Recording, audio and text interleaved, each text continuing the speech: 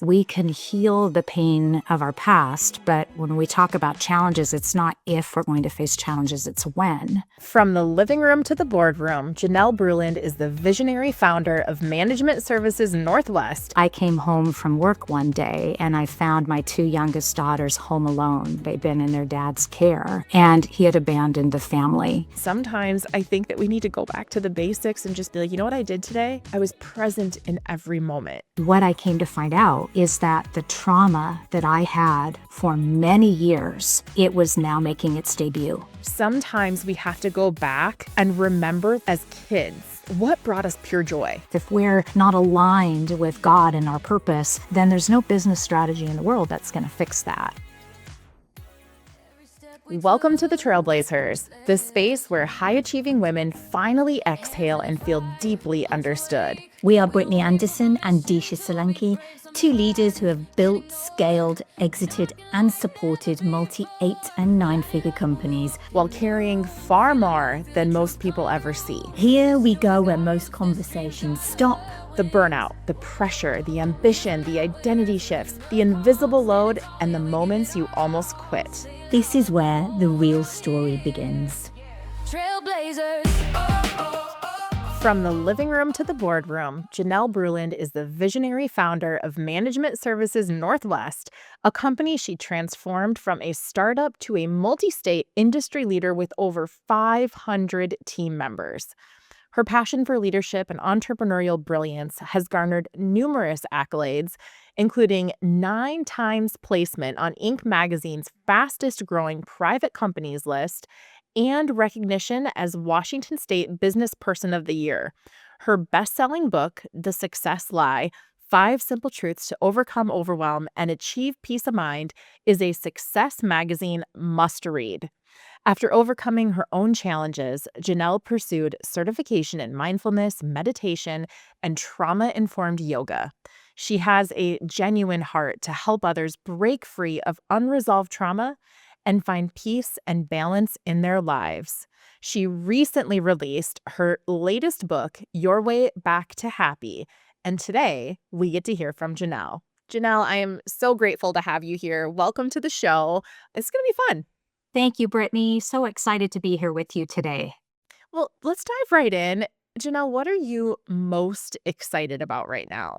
Well, I'm really excited to be here with you, and I've had the opportunity to coach men and women for a number of years. My husband and business partner, Graham, and I are executive leadership coaches. And so we get the opportunity to work with CEOs and entrepreneurs who want to take their life and leadership to the next level. So really excited to spend time with you and your community and just talking about some of my newest things that I'm working on. We talked about my newest book that's just come out, Your Way Back to Happy, which is my story of really discovering that I had some hidden things in my life from the past that were holding me back from the ultimate potential that I had and my God-given gifts. And so many of us don't realize that that's going on in our lives. And so I'm hoping to help a lot of people with that book. You know, I think I want to dive into the book and the meaning behind it because I think that, honestly, that's one of the first things that you and I kind of connected on. I'll just give this is how small the world is, right? I'll give this for our audience sake. I was introduced to Graham, Janelle's husband, right? And we were told to connect because of a couple projects we were working on. We end up connecting and he's like, wait, Janelle and I have been in the same mastermind as you for like 3 years now. How have we never crossed paths? And after we got done talking, he's like, you absolutely have to talk to Janelle. So that was when Janelle and I got on the phone and we started talking about, our history and purpose and impact and all those great things. And you, Janelle, started talking about your book, but at the time you were just getting ready to launch, I think within days. Right. Your Way Back to Happy. So I would love for you to talk a little bit more about the inspiration behind it. Why was that book necessary and really how does it serve and maybe who does it serve? You bet. Well, the book is called Your Way Back to Happy: How to Turn the Pain of Your Past into a Future of Freedom, Purpose, and Peace. And the inspiration for the book really came out of my first book, which is called The Success Lie. And for many of you listening, women business owners today, you've had a lot of success, but we get pulled into what society tells us success is. We have to keep working longer and harder and often sacrificing those things that are most important. And one of the lies, I talked about a number of them in that book, but one of the success lies is I can't put my past behind me. And so many people will have things happen in their past and they can't get beyond it. They become a victim to it. It becomes something that holds them back from their best future. And as time went on, after the first book came out, that continued to come back to me that I needed to go deeper in that particular lie because I was finding that a lot of people were finding themselves held back by their past and traumatic situations, perhaps that they've been in for a number of years. And that actually became my own personal journey when suddenly I was faced with having to deal with my own past.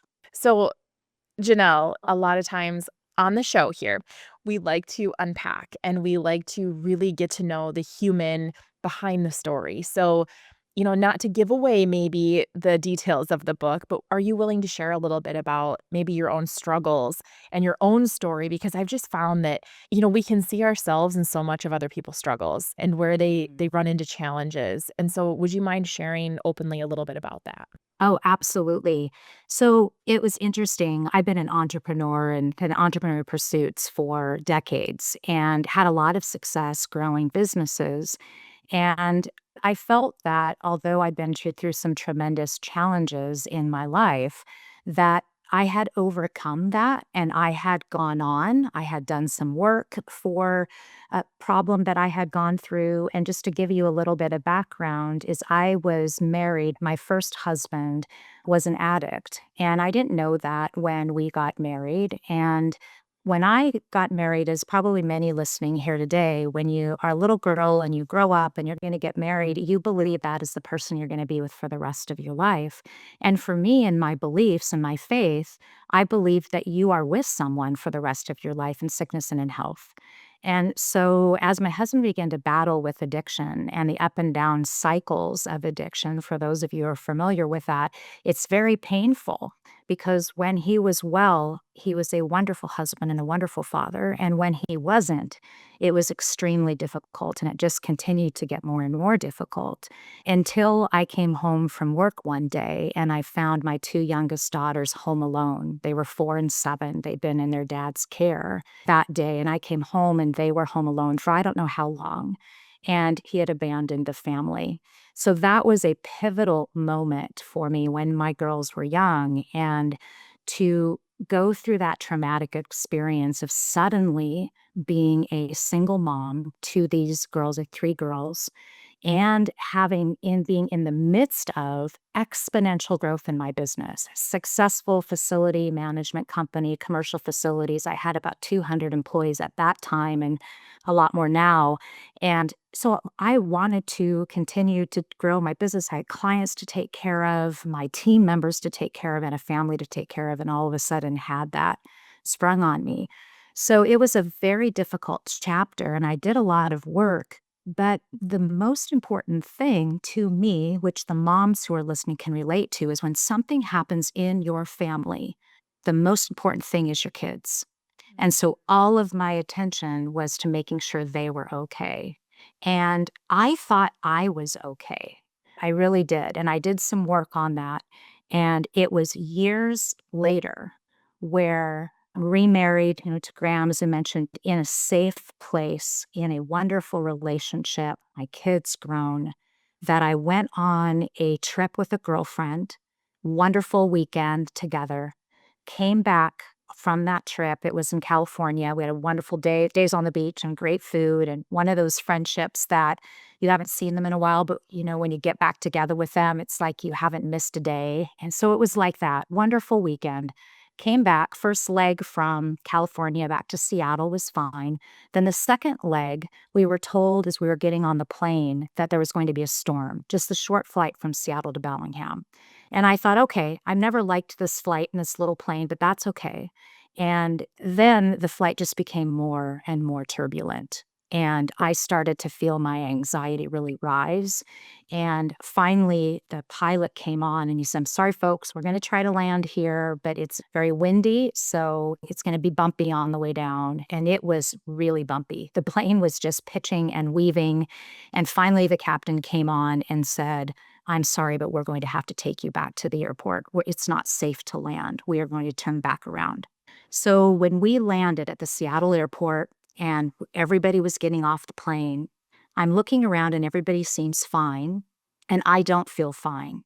And I walk out into the airport and I lost it. I absolutely burst into tears. I was sobbing. I was shaking, and everyone else around me was okay. And I was having a complete meltdown, which is not like me at all. And I remember calling my husband and saying, "Graham, I am not getting back on a plane." And I was just beside myself. And anyway, I finally did get back on the plane, and I was able to, with a really nice flight attendant from Alaska, was able to help me get on a bigger plane that was going back to Bellingham, and I got home safely. But I was, what happened? I need to figure this out. What in the world is going on? And what I came to find out is that the trauma that I had for many years was so deeply buried in my body that it was now making its debut. And whether I wanted to or not, it was coming up and saying, "Janelle, now is the time that you need to deal with this." So that was how this whole book then was born. It was my journey to discover how this had been locked in my body and why, and how to heal it. Wow. First of all, that is it's an incredible story. And I can't imagine as a mother how you must have felt walking into your babies alone like that. And, I liken those types of moments, I can't help it, being an entrepreneur myself. You liken all these scenarios in life to business as well.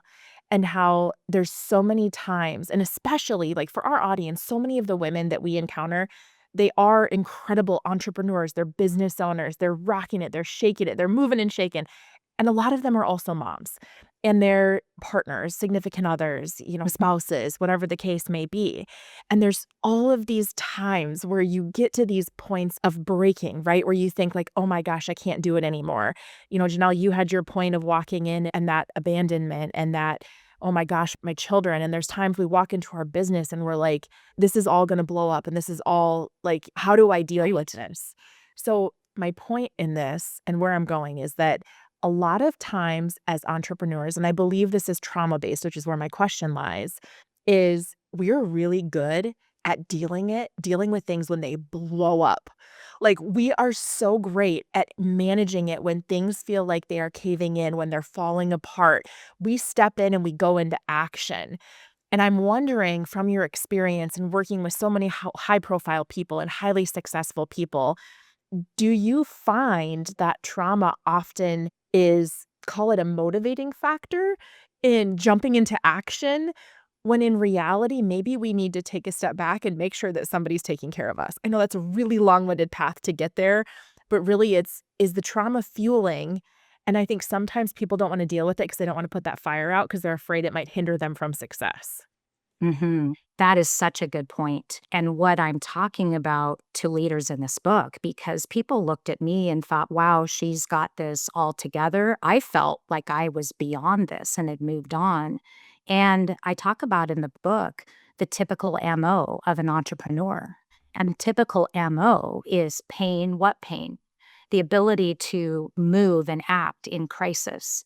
And those are strengths of an entrepreneur. But what I found is that was an actual weakness when it came to healing trauma and recognizing trauma, because we're so good at putting those things aside to get done what we need to get done. And I honestly believe, because people have asked me, "Wow, that came for you so many years later." And talk to people who will remember things from childhood years and years later, think, "Well, don't you wish you would have known about it sooner?" And honestly, I wasn't in a position to know about it sooner, because when the crisis happened, and that's just one example that I gave you, is that I was in survival mode and I needed to be there because I needed to operate in that way at that time. I didn't know anything about trauma. I mean, that wasn't something that was ever talked about when it happened to me and my girls were small. And recognizing that now, and looking back, you can't judge today what you know today with today's wisdom. You can't judge yesterday's decisions. So looking back, I wasn't ready then. It took time for me to be in this safe space. But then, really learning in my healing journey, that typical MO came out again.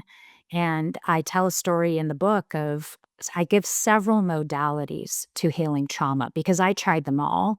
And I really wanted to have the path that I could help other people once I figured it out what to do.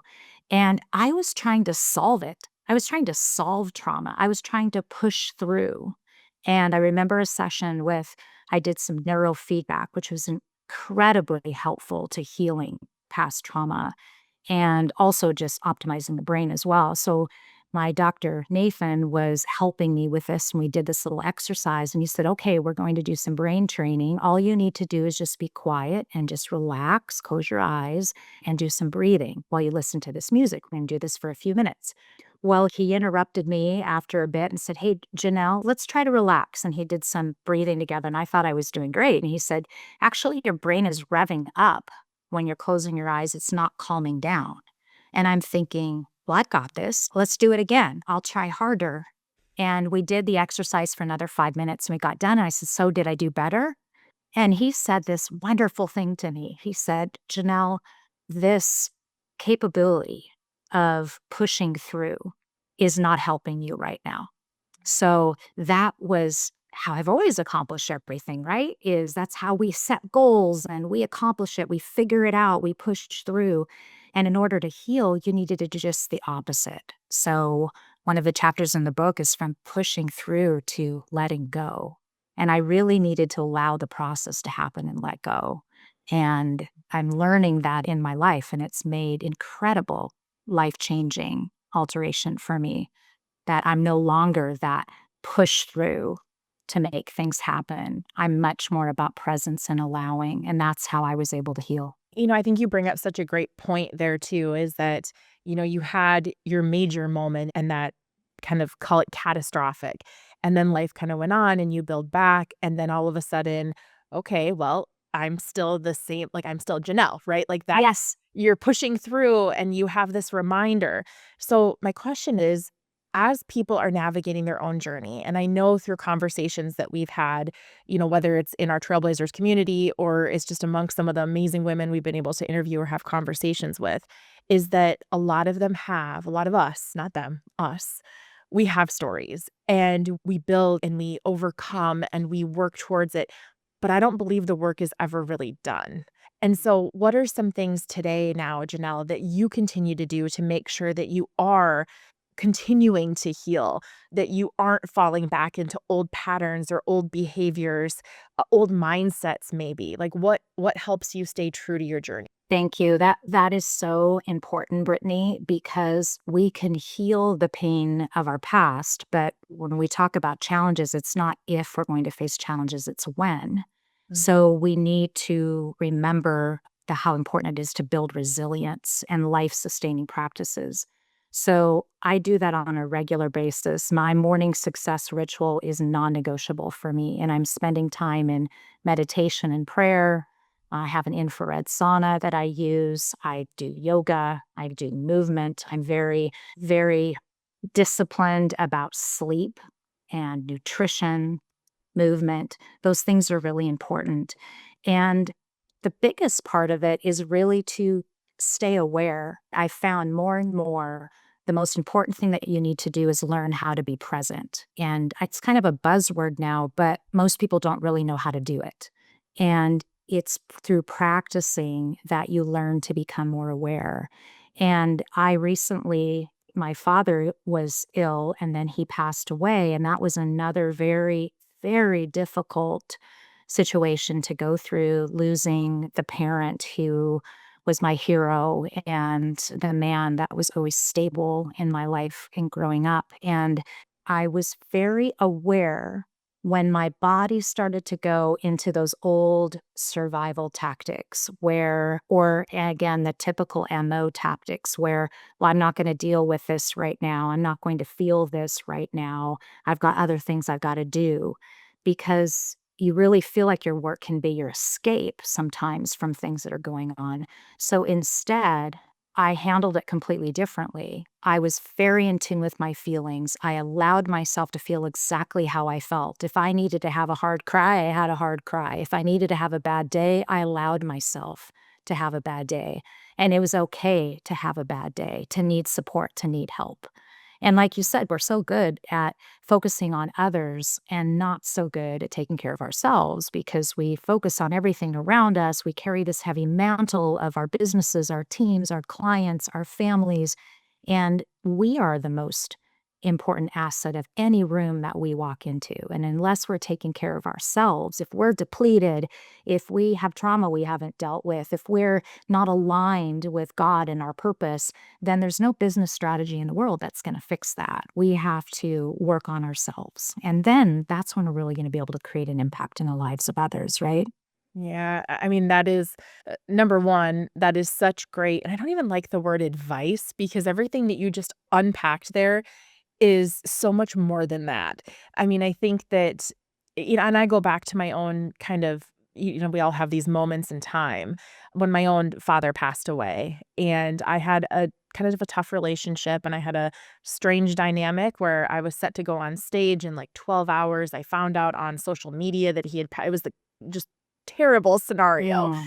And what I found is that moment in time, reflecting back now, it was almost like this catapult forward where I just went all in on my business, multiple businesses, and I ran myself rampant, Janelle. I mean, and looking back now, as I've gone through kind of about a year and a half or so of my own journey of healing and cleaning up and all of those things. But I look back now and there's a word that you said that caught me when you were talking, and it was this notion of presence. And so I'll give this example and then I have a question tied to it is I found that going back to the basics, I was listening to something one time and this gentleman was speaking and he was like, sometimes we have to go back and remember like as kids, what brought us pure joy? Like what were things that we were just so excited about? And for me, it was dance, anything related to dance. So I went in and I signed up for an adult woman dance class, tap, jazz, like the old school style. Good for you. I remember telling one of the instructors, I was like, I have to say, this is one of the only things in my life that forces me to be fully present. Because if I think about anything else, I can't learn the routine. I can't keep up to the steps. And so when you said that word, that's something that I personally have been focused on for a while now is like, what does true presence mean? It doesn't mean the old notion of like, be where you are and, like wherever you are, that's where you need to put your focus. I don't think that's deep enough. So Right. what is your definition of true presence? Because you kind of said that's something that maybe needs to be worked on or maybe isn't as easy to accomplish as people say. Definitely. And I would say it's living in the one moment at a time and not keeping yourself from thinking constantly about what's next. Because most of the time, our minds are drifting 50% of the time, and we're either thinking of regrets of the past or we're thinking about the future and what's next. And the biggest help for me was really getting aware of what was going on in my mind. What am I thinking about? And being aware of what you're thinking about and attempting to not go forward or back, but being present with what you're doing right now. And you just have to get rid of the distractions in order to do that. But even something like a meal, when we think about when we sit down to have a quick lunch and there's not anybody else with us, we typically aren't just sitting down and eating lunch. We thought we're going to quick catch up on emails. We're going to scroll through our phone. We're going to quick check something on social media. Just have lunch. Just do that one thing and focus on the food going into your mouth and what it tastes like and enjoying it and just being so present in that moment. I wrote a blog, just do one thing at a time. And if you could just do one thing at a time, if you're on a phone call, be on that phone call. Don't be doing something else. And if you're in the shower, just enjoy the shower and the water running down your back and just enjoy that. And the more that you can get into those moments and appreciate them for what they are, the more you can incorporate that in the rest of your life, just like you were doing with the dance. That was all that you could do. And so that's a great training ground is find something that really does take your focus. I love to play golf. So when I'm playing golf and I'm having to I want to get a par, I'm going to be focusing on every shot and that's going to be important to me and I'm not going to be on my phone. It's not going to be there and things of that nature. So that would be my suggestion. And I love that idea of even when you're eating a meal, I think that so often, again, as busy entrepreneurs, that's another word I don't love, but we're constantly feeling like, oh, wow, look at how much I can get done in a day. And look at how much I can juggle. And wow, look how strong and great I am. And I remember I was in a conversation one time and I was kind of rattling off, oh, this is what happened in the last year. I did this and this. And I actually had a gentleman, pure heart, pure intention.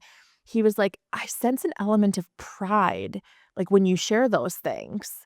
And I was like, "I'm not trying to be prideful, like, we were Mhm. just talking about all that's gone on, and it's kinda cra" and he's like, "Yeah, but, like, you just have so much, but that's what you're putting your worth in." And it knocked the wind out of me, and I just had to sit back, and this gentleman, I mean, we know each other as acquaintances. We don't have a deep friendship, good connection like that, but it caught me by surprise, and I thought, "Man, that is true." Like, we put so much of our sense of worth and, our give back, our impact into all that we can do and all these great achievements, and sometimes I think that we need to go back to the basics and just be like, "You know what I did today? I was present in every moment." Mm. And that, to me, would be a huge one, especially when you battle a little bit of ADHD, which I absolutely do. So Yes. that when you're explaining eating a meal with no distractions, I'm like, "Oh, I'm a little sweaty, but I'm gonna try." Oh.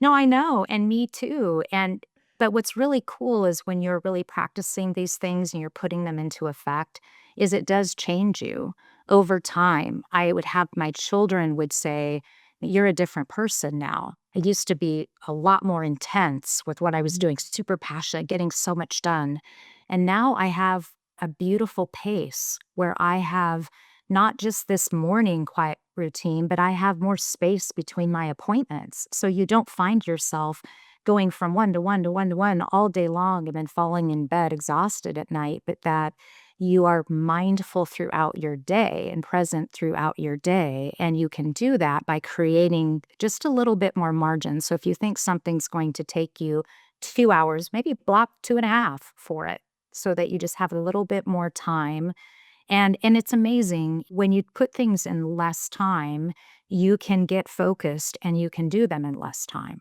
And so it does make a difference. But I did want to pivot a minute and just talk for a moment about trauma because I had some of my women clients who talked about when I began to talk about this book, would say to me, "Well, I don't have any trauma." And so I want to give a definition of trauma for all of your listeners today. So you may think, oh, yes, I have had trauma in my life and I maybe haven't resolved it and it may be really clear. And others of you who think you haven't, trauma is simply a situation where you feel helpless and out of control. So there are many things in your life. This woman that I was talking to said, "Do you have any trauma?" And I said, "Well, tell me is there any big challenges that you've gone through in, say, the last 5 years?" And she said, "Oh my goodness, I'm still reeling from just a terrible divorce. It was really hard on me." That is trauma. That is trauma. Trauma can be caused by having to have a surgery and being in the hospital where you are not in control. The doctors are, the nurses are, but you can't just get up and walk out, or a car accident. There's a number of things that cause us to feel out of control, and they can either be a one time incident or it can be something that goes into a chronic trauma. But just something to realize that all of us, especially those living in the northwestern part of the world, we have lots of it. Just the stress that pours on for time after time. There's little t traumas, there's big T traumas, but we all have that we deal with. Mhm. I'm so glad that you brought that up. And I've sat in circles likewise, Janelle, where I've had people say to me out loud, like, oh gosh, I'm so glad I don't have any issues, or I'm so glad I don't have any trauma. Like, I don't have anything that I face like this. And it's like, okay, well, if you have a pulse, If you have a pulse, yes. like, I Right. think that's not true. So I'm so glad you brought up that definition. So before I ask my last couple questions, Janelle, I would bet that our listeners are really eager to get their hands on a copy of their book. How can they get that? Is there a way to reach out to you? How could they work with you potentially? Like, kind of share all the goods there. Absolutely. So, this book, Your Way Back to Happy, you can get anywhere books are sold, Amazon. If you would like to get a free copy of the workbook, there are exercises at the end of each chapter that really get you to go deep and think about what things in your life may be unresolved, that if you let go of them, it's just going to take you to this more authentic place in leadership and life. And people don't like to write in their books usually. And so I created a workbook that's going to be coming out on Amazon here shortly. But if you wanted to go to my website, I have actually a free ebook with 10 strategies to calm the chaos. So if you're feeling overwhelmed, go to my website, which is legacy-leader.com, and download that free resource. And then I will give you a free copy of the workbook. If you go ahead and purchase a copy of the book, I want to gift that to you because it's just so helpful when you're doing this book, which is really a roadmap to resolve anything that's been holding you back from your past. That is a very generous gift, and I highly encourage we'll make sure that is in the show notes for all of our listeners so that you don't miss that offer because that is so incredible. So, Janelle, I know we've spent a lot of time talking about the book and the story behind it and all of that, but you also have a community that you and Graham run. So, can you share a little bit about that? Who's it for? And really, what's the big focus for 2026 in it? Oh, I would love to. So, Graham and I have run leadership groups, entrepreneur groups for a number of years. And we last year started our faith based mastermind called Impact. And it's for driven faith based entrepreneurs who are making a difference in the world. And we have a wonderful group of men and women from all decades, different walks of life from around the world that are part of this intimate community. And when we talked about that push through mentality of which is typical MO of an entrepreneur, we actually are creating space for our entrepreneurs to pause. The power of the pause to be able to think and get clarity and get refreshed. So we have 4 retreats a year for 3 days where we bring people together. We have a retreat home that we love to bring people to in Arizona. And we go to other beautiful, luxurious places where we have great food. And the purpose is just really deep connection. And as you talked about with your own community, what's different about our group is we bring the holistic approach for the leader. So we want your business to be successful, but we want every aspect of your life, your business, your health, your mindset, your family, your faith, and your legacy all to be deeply rooted and flourishing. So that is what we focus on. It's like a business mastery plus wellness retreats. And our people that have been part of the group so far are just finding tremendous value. And we love it. We thought if we bring amazing people together, amazing things will happen. And that's exactly what's going on at Impact. I love it. I mean, the work that you do by yourself and together with Graham is just incredible. And I am so fortunate to have gotten to know you. So, Janelle, what is one thing that I didn't ask you that you'd love to share? Well, one thing that I didn't talk about with the book, and so if there's any of you listening today that know that you're dealing with trauma and challenges in the mental space, which mental health is such a big deal today. And I want you to know that it's nothing to be ashamed about and that there is hope, even if you feel that there isn't any, there's hope to take back control of your life. I want you to know that when I did my own discovery, that I was given a diagnosis of PTSD, that my amygdala in my brain was lit up like the 4th of July. I was in this constant fight or flight. And I was not willing to take on that label. People told me that you're going to have this for the rest of your life. And I was able to completely heal that and turn off the alarm.